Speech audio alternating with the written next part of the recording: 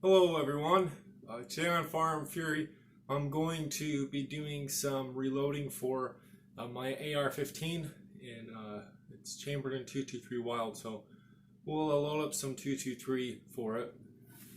So I have, before I got my suppressor and everything, I had a load, but it was for a different muzzle brake, and it now shoots a little different with the suppressor. It shoots better with the suppressor than just with my linear compensator. I wanted to see if I could get a load that shot a little better. If I can't, it's fine. I'm shooting about a 1-inch group right now, maybe hair less, which I'm okay with. If you want to see that video, I'll have a link up there. So I ran out of those bullets, so I decided, well, I'll go through and I'll change the powder a little bit, shoot them through my AR with the suppressor on, and we'll shoot them through the chrony, see what kind of readings we get, and see what kind of group size we get, see if I want to change up the load a little bit, or if I should just keep it the same. So here we go. I'll take you through the reloading process, what I do. It's going to be really similar to the other reloading videos I've done, but it's going to be specific for 223. Okay, for my 223, my AR-15, I just use range brass. Seems to have worked good for me. I don't sort the head stamps really, maybe, unless I'm trying to find a good load. But anyhow, the only issue that you sometimes have is with range brass is that some of the military rounds have a crimp primer. Really easy to take care of. We'll go through that later in the video. Anyhow, so this is how I set up my die for my 223, or really for any semi-automatic rifle. So the difference with semi-automatic rifles is, to opposed to bolt or different actions, you want to make sure that the case is sized as much as possible to ensure good feeding. In fact, that they've made small base dies specifically for that. Small base die is just has tighter tolerances, so it squeezes that case down a little bit further. Now, I don't use a small base die. I just use RCBS dice I try to use them for all my rifles. I prefer RCBS dice for rifles. Mainly, it just seems like the seating die, it just seems to be more consistent than some of the other dies I've used. So to set up this die for my 223, my AR-15, or as I said before, any semi-automatic rifles, what I'll do is I'll make sure that RAM is up all the way. Go ahead and turn the die until it touches the shell holder. That's a thing that you need to make sure of. You want to make sure that you have that shell holder on there when you're setting up your die. Okay, and then I lift the RAM up, and then just turn that die about 1/4 of an eighth of a turn is all you really need to do. And then tighten that lock ring. Now, for some reason, if I tighten this lock ring, if I tighten this screw to keep that lock ring in place, I cannot twist it off. I don't know why that is. So what I do is I just twist the die and the lock ring together until I have a good spot where I can tighten the lock ring.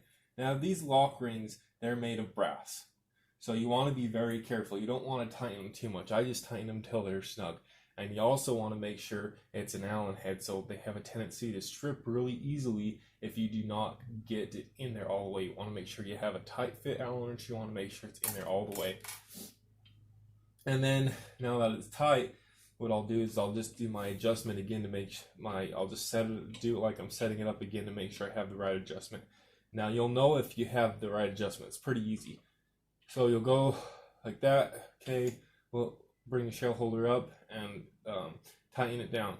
So you'll notice there's like a little pop. That's kind of what you want. That means you've got it as far as you can go. Now, you'll know if you've done it too far or not enough. If you haven't done it enough, there won't be a little pop, okay? And if you've done too much, well, you won't be able to get your RAM up all the way, and you'll feel it because there won't be a pop. But okay, so now we've got that done. This part is pretty simple. Just get some lube and put it in the shell holder.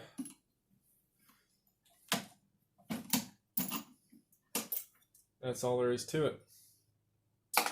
I'll go ahead and do a few of these. If you're wondering what kind of lube I'm using, I'll just had this forever, and actually actually quite like it. It's just the Hornady Unique. I don't even know if you can get this stuff anymore. I just got it when I got my bench and my reloading press, and I've used it since. It's probably a little slower since you've got to kind of apply it to everyone. You can't put them on the mat and roll them in it.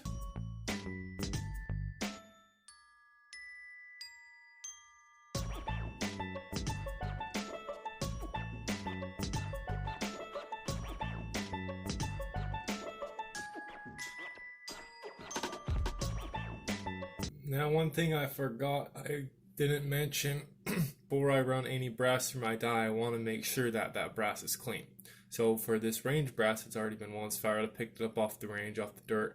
You definitely want to make sure you clean it before you put it through your sizing die, or through any die for that matter. So now we'll go ahead and I'll trim these cases. I'm using the Forester original case trimmer. It's worked well for me.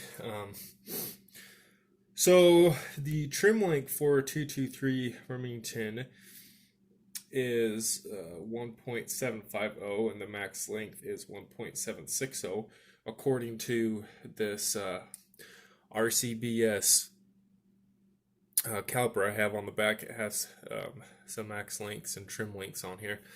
So according to that, so generally what I do is, it honestly depends on the gun. It seems like some bolt action rifles like it trimmed a little bit shorter than others.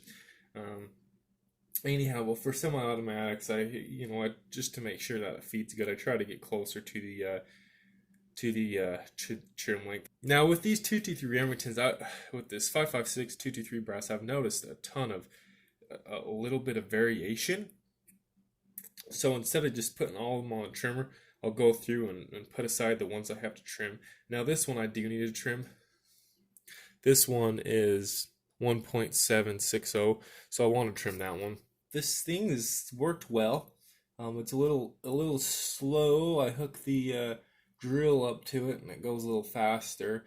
I do not have the drill bit attachment that you can screw on the end, but I just tape it so it doesn't mar the threads, or so it doesn't mess up the threads, and then I just use my drill on that, kind of a cheap man's way, but it works. It cuts square. Seems to work good for me. Anyhow, that's on there good. And like I said before, I just have taped the threads so that I can use my drill. Normally it comes like this, comes with this handle. This handle just goes on the threads and you just twist it by hand. But if you're doing a bunch of brass, it will take forever. It gets old really fast. So I just tape the threads up with some electrical tape and stick my drill on there.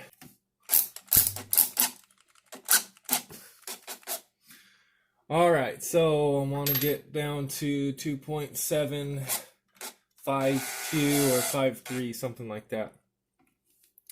I've been doing 300 Ultra and 300 PRC, so I'm going to need to adjust this, bring this collar in a little bit, or out a little bit.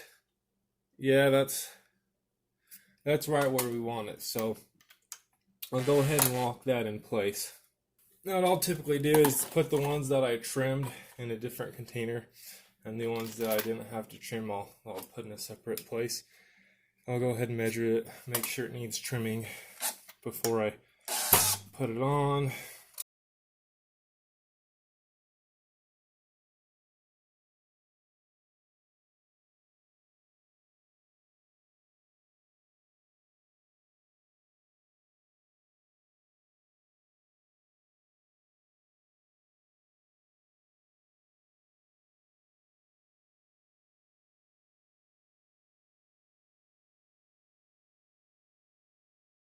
With these, in case you're curious, that trim length, I mean, I'm right there within 1,000th or maybe 2, so it's worked well for me. Everything seems square, so I'll show you the next step, what I do here after I've trimmed all of them.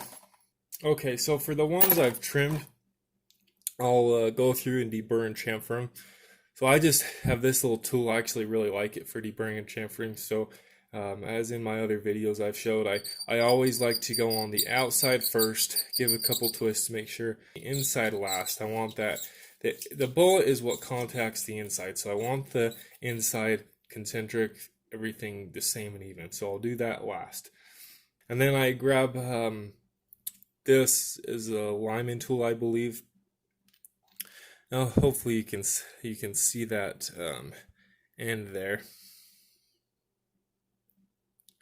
What this does is it reams the primer pocket. So if there was a military crimp in there, it would take care of that.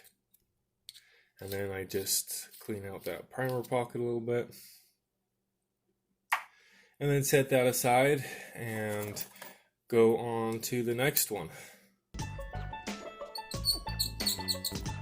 Now, prepping brass is definitely not my favorite thing.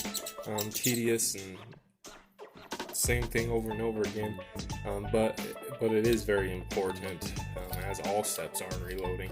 You just want to make everything consistent. You want to do everything the same. You want to make every brass as close to the same as you can.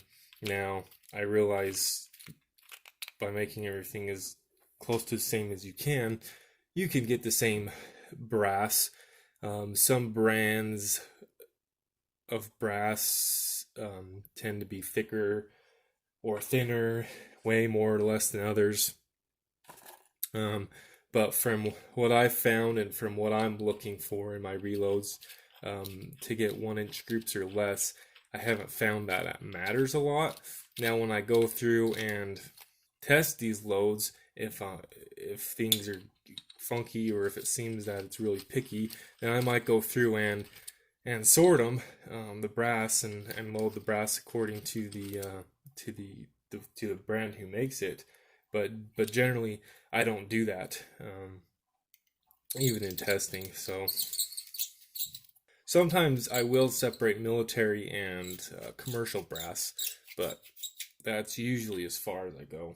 Now, you'll know if it has a crimp on it if you try to put that primer in there and it just won't go in. It means it's probably got a crimp. The primer probably has a crimp. Okay, so after I've got all of them sized, trimmed, and deburred, primer pocket cleaned out, reamed out if it needs to be, then I'll go ahead and put them through the cleaner again, get them all cleaned up, get them all polished up, take that lubricant off, and then go ahead and polish them up so they look nice. And I'll go ahead and load them. So we'll go on and load these next. Okay, I have gone through all the brass, and I've just picked out the brass that I trimmed. So it's all within about 3 to 5 thousandths. It's all in between 3 and 5 thousandths. So the brass is pretty consistent. I haven't sorted them. They're all different. They're all different head stamps, different brands. I haven't sorted them that way. In the past, I really haven't felt the need to, and it's been good enough accuracy without. So I went to the Alient reloading data on their website. I'm using Reloader 15. Currently, I'm using 24.0 grains of powder. Now, they didn't have the exact bullet that I'm using. I am using the Hornady Match hollow point bolt tail bullet, but they did have data with Reloader 15 for the 77 grains and the 69 grain hollow point bolt tail. So I am going to be using parameters based on the data for that for those bullets. So I'm using 24 currently. So what I'm going to do is do a 23.7, do a 24.0, do a 24.3, and do a 24.6. So I'm going to just definitely want to watch for pressure, make sure everything's okay going above the 20, going above that 24.0 grains. So I'll go ahead and load some up. Yeah, for a pretty simple process, especially if you've watched my other videos. If you haven't watched my other videos on loading, I'll put a link up above for the 300 blackout. That's one of the more basic reloading videos that I have. So I'll just go through and load some of these.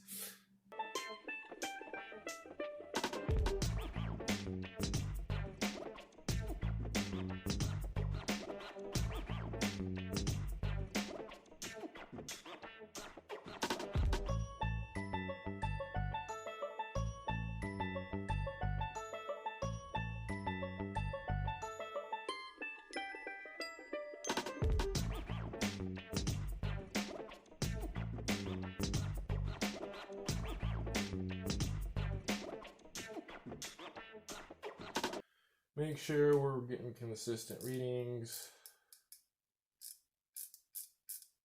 That one's a hair long.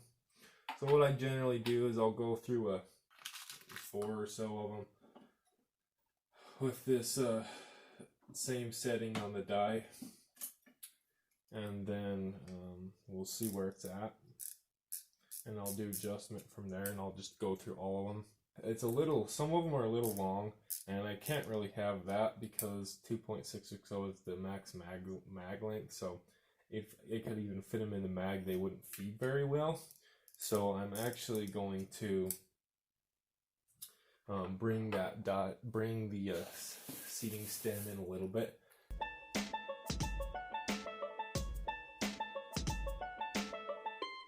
There's the up close bullet. Had really good luck with these. Again, these are Hornady 75 grain hollow point, the match bullets. So another video that I will do probably after this video, after we see the results of these loads, is I just have a Palmetto State Armory AR-15. It has an 18-inch barrel on it.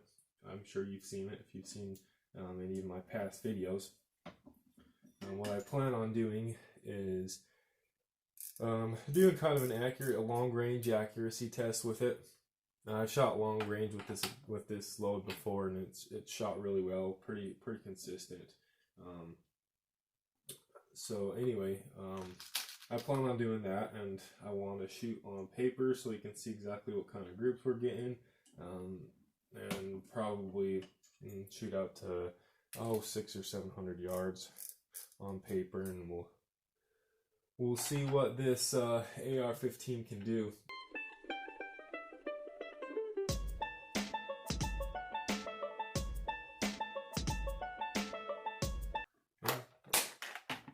There we go. I'll see you on the range and we'll test them out.